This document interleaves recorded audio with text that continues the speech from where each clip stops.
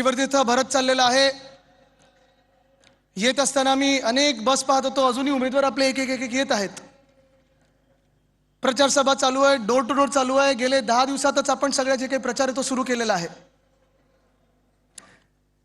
पण कितीही काही म्हटलं आणि कितीही कोणाचा प्रचार असला तरी आज एक निश्चित आहे की हा क्षण जो आहे तो ऐतिहासिक आहे। मुंबईसाठी ऐतिहासिक आहे की शिवतीर्थावर उद्धव साहेब आणि राज साहेब हे आज एकत्र एका सभेत बोलणार आहेत आणि मुंबईसाठी बोलणार आहेत।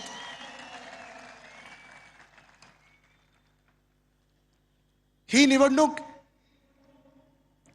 महत्त्वाची तर आहेच। ही निवडणूक आपल्या मुंबईची आहे, ही निवडणूक आपल्या महाराष्ट्राची आहे, ही निवडणूक आपल्या अस्मितेची आहे, ही निवडणूक आपल्या अस्मितेची आहे। पण ह्याच्याही पलीकडे जाऊन जे मला आपल्याला सांगायचं आहे ते हेच आहे की मतदार राजा, ही निवडणूक गटर वॉटर मीटर ह्याच्याबद्दल आहे, बाकी कुठच्याही विषयावर लक्ष देऊ नका। भाजपवाल्यांकडून जर आपण प्रचार पाहिलात तर आपल्यामध्ये आणि त्यांच्यामध्ये जो फरक आहे तो स्पष्ट दिसत आहे। आपले होर्डिंग जे आहेत ती आपण करून दाखवलेली कामं लावलेली आहेत आणि तो आपला ट्रॅक रेकॉर्ड आहे। 2002 असेल, 2007 असेल, 2012 असेल, 2017 असेल आणि ही निवडणूक देखील आपण करून दाखवलेल्या कामांवर करत आहोत, त्याच्यावरच लढत आहोत। भाजप सारख्या विचित्र ॲब्स्ट्रॅक्ट आयडियाजवर लढत नाही आहोत। पुढचा जो टप्पा आहे शब्द ठाकरेंचा, तो ह्या मुंबईमध्ये आपण काय करणार आहोत त्याच्यावर बोलत आहोत। पण भाजपचे होर्डिंग्स तुम्ही पाहिलेत का? कसे आहेत, कोण आहेत भाजपच्या होर्डिंगवर? दोन चेहरे आहेत, दोन चेहरे। मला तुम्ही सांगा, ते दोन जे चेहरे आहेत, प्रधानमंत्र्यांचे असतील किंवा मुख्यमंत्र्यांचे असतील, त्यांचं ह्या मुंबईला किंवा आपल्या महाराष्ट्राला योगदान काय आहे जरा मला सांगा। सांगू शकेल का कोणी? झिरो? अरे असं कसं तुम्ही बोलता? गिफ्ट सिटी मुंबई मधून गुजरातला नेणी कोणी आहे की नाही योगदान? इथून उद्योगधंदे पळवून नेले गुजरातला कोणी आहे की नाही योगदान? आपला सामान्य माणूस, मग जात पात धर्म न पाहता, मराठी न पाहता जी परवडणारी बीएसटी बस सेवा आपण लोकांना द्यायचो, मुंबईकरांना द्यायचो, ते मारण्याचं काम, ते प्रायव्हेटायझेशनचं काम कोणी केलं? भाजपाने केलेलं आहे, मिंदेंनी केलेलं आहे। हे त्यांचं योगदान आहे। तुम्ही त्यांना मतदान करणार आहे का हा निर्णय तुमचा असणार आहे। तुम्ही ठरवू शकता।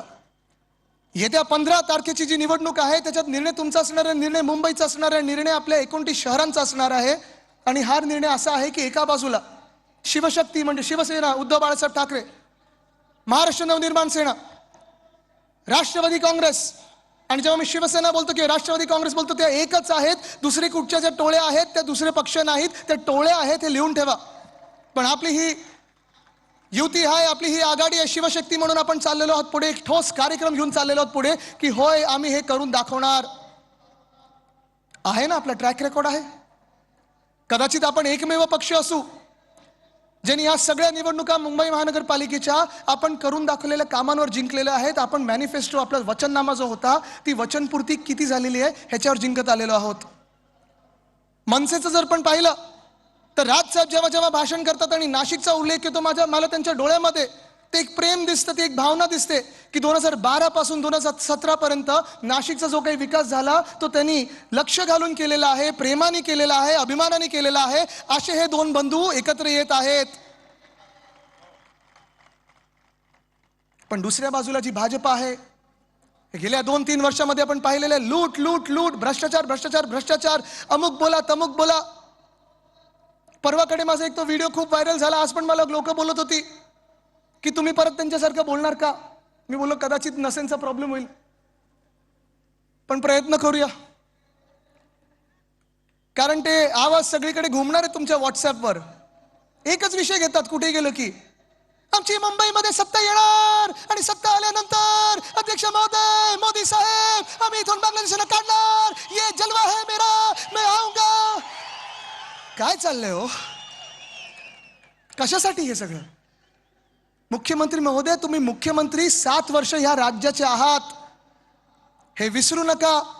तुम्ही या महाराष्ट्राचे गृहमंत्री, गेल्या 12 वर्षामधून 10 वर्ष तुमच्याच हातात गृह खातं राहिलेलं आहे. हे कर्तव्य बांगलादेशींना ओळखणं आणि काढण्याचं हे 10 वर्ष तुमच्या हातात होतं. ही जिम्मेदारी, ही जबाबदारी ही तुमच्या हातात होती. जर तुम्ही तिथे चुकला असाल तर सरळ सरळ येऊन सांगा, आम्ही चुकलो, अजूनही आम्हाला बांगलादेशी सापडलेले नाहीत आणि ही निवडणूक त्याच्याबद्दल नाहीच आहे.